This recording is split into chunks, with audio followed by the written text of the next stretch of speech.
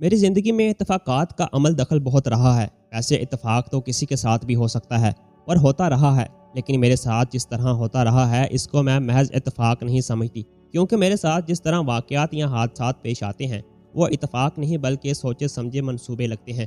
پھر یہ کہانی پڑھ کر آپ کو اندازہ ہو جائے گا کہ میرے ساتھ جو واقعات پیش آئے ہیں وہ محض اتفاق ہیں یا اس میں کوئی اللہ کی مصلحت تھی۔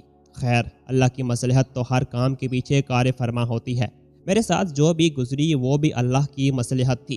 میری زندگی میں حیرت انگیز اتفاقات کا سلسلہ جس روز سے شروع ہوا وہ میری شادی کا دن تھا، بلکہ یوں کہیے کہ میری شادی کی رسومات شروع ہوتے ہی اتفاقات سامنے آنے لگے۔ ہمارے معاشرے میں شادی سے چند دن پہلے دلہن کے گھر ایک رسم ہوتی ہے جس کو رسم مائیو کہا جاتا ہے۔ مائیوں والے دن دلہن کو پہلے پیلا رنگ کا جوڑا پہنا کر بٹھا دیا جاتا ہے، پھر سات سہاگ نے دلہن کا منہ میٹھا کرواتی ہیں، گلے میں پھولوں کے ہار ڈالتی ہیں اور شگن کے لیے اپٹن پہلے اپنے سیدھے گھال پر تھوڑا سا لگا کر دلہن کے چہرے کے دائیں طرف لگا دیتی ہیں، اور اس مناسبت سے ڈھولک گیت بھی گائے جاتے ہیں۔ خیر، اب تو مووی بنانے کے چکر میں سات سہاگنوں کے علاوہ کنواری لڑکیاں بلکہ چھوٹی چھوٹی بچیاں بھی یہ رسم ادا کرنے لگی ہیں، اور سات سہاگنوں کی پابندی بھی ختم ہو گئی ہے، ورنہ پہلے زمانے میں ایسی سات سہاگنوں سے رسم کی ابتدا کی جاتی تھی جو اپنے گھر میں خوش باش ہوں اور صاحب اولاد بھی ہوں۔ اس زمن میں بوڑھی سہاگنوں کی بڑی اہمیت تھی، جو خاندان کی وہ بزرگ خواتین جو بڑھاپے میں بھی سہاگن ہوں، جن کے شوہر زندہ سلامت ہو اور جو نانی دادی کے عہدے پر بھی فائز ہو چکی ہوں۔ ارے بات کہاں سے کہاں پہنچ گئی؟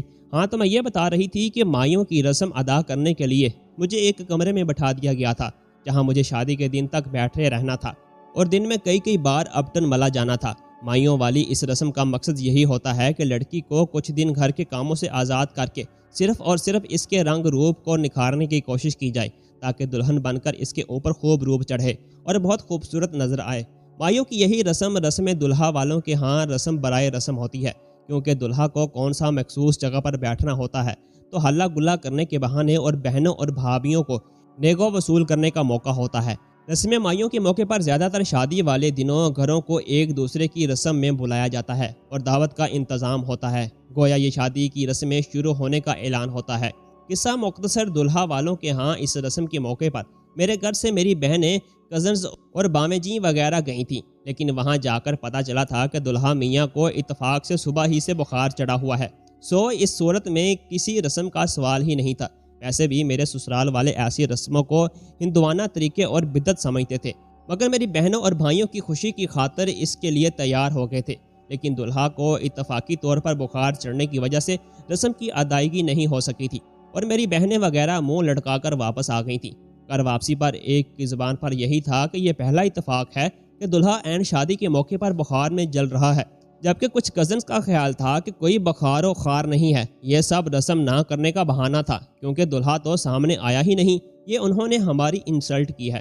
اب عالم یہ تھا کہ سب لوگ اپنی اپنی بولیاں بول رہے تھے، کچھ لوگ پریشان بھی تھے، جس میں میرے والد، والدہ، نانی اور دادی سر فہرست تھی، کیونکہ دوسرے ہی دن شادی تھی۔ لیکن اب یہ بھی ایک حسین اتفاق ہی تھا کہ میرا نکاح 6 مہینے پہلے ہو چکا تھا، یہ رخصتی کی تیاری تھی، ورنہ شاید بڑی پریشانی ہوتی کیونکہ نکاح میں کافی وقت لگتا ہے اور دلہا کی طبیعت خراب ہونے کو باعث بڑی مشکل ہو جاتی۔ بہرحال دوسرا دن رخصتی کا تھا اور پھر یہ ہوا کہ بارات دلہے کے بغیر آ گئی، کیونکہ دلہا میاں کو بخار کے ساتھ یرکان کا مرض بھی لاحق ہو گیا تھا، یعنی پھر وہی اتفاق شادی کے رنگ میں بھنگ پڑ گیا، خوشیاں اور ہنگامے ماند پڑ گئے۔ بھلا دلہے کے بغیر رخصتی کا عمل ہو سکتا ہے؟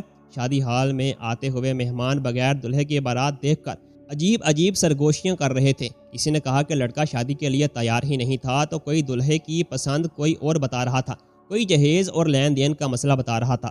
غرض کے لوگ اپنی طرف سے جو دل میں آ رہا تھا بلا تکلف اظہار کر رہے تھے، مگر دلہا کی والدہ یعنی میری ساس نے سب کو سمجھایا کہ طبیعت زیادہ خراب ہونے کی وجہ سے دلہے کو بارات کے ساتھ نہیں لایا گیا، مگر رخصتی کے وقت ضرور بلا لیا جائے گا، ویسے بھی نکاح تو ہو چکا ہے۔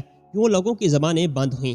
کھانے وغیرہ سے فارغ ہونے کے بعد جب مجھے سٹیج پر لایا گیا تو اس سے ذرا دیر پہلے دلہا صاحب بھی تشریف لا چکے تھے، لیکن بیماری کے بہانے کوئی رسم نہیں ہو سکی تھی۔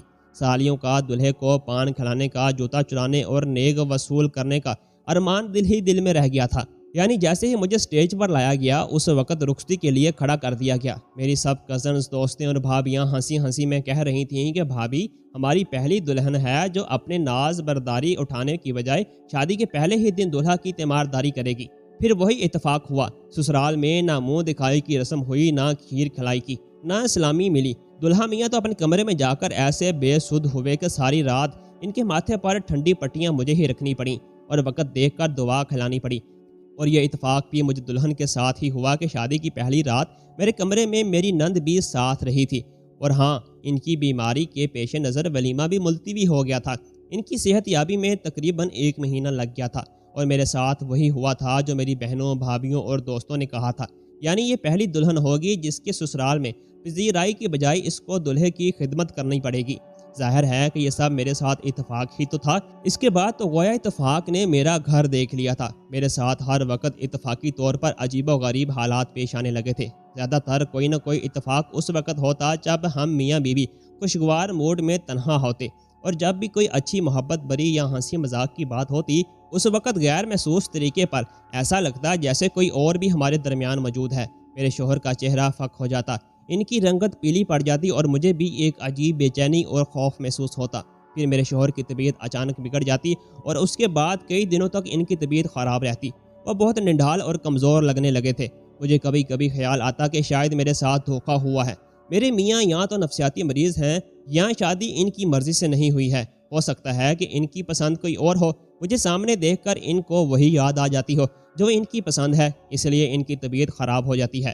میں یہ سب سوچتی مگر ان کا نارمل رویہ اور اپنے ساتھ حسن سلوک دیکھ کر مجھے خود ہی اپنے خیالات کی نفی بھی کرنا پڑتی تھی۔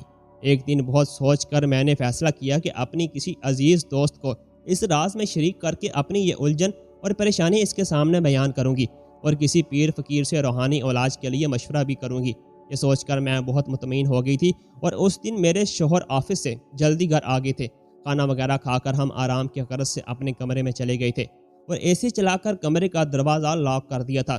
لیکن ابھی ہم بیڈ پر بیٹھے ہی تھے کہ مجھے ایسا محسوس ہوا جیسے کوئی بند دروازے سے اندر آیا ہو، اور میں نے اپنی نظروں سے ایسا دیکھا نہیں مگر محسوس یقینی طور پر ہوا تھا۔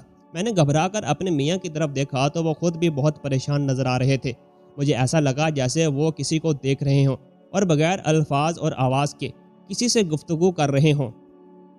ڈیئر ویورز، یہاں پر میں وائس اوور جو ہے اس کو بند کر رہا ہوں۔ اس کی وجہ یہ ہے کہ میرے مائک میں کچھ تکنیکی پرابلم آ گئی ہے۔ انشاءاللہ اگلی ویڈیو میں مکمل وائس اوور کے ساتھ ویڈیو آپ کی خدمت میں پیش کروں گا۔ آپ کہانی کو پڑھ سکتے ہیں۔ اللہ حافظ۔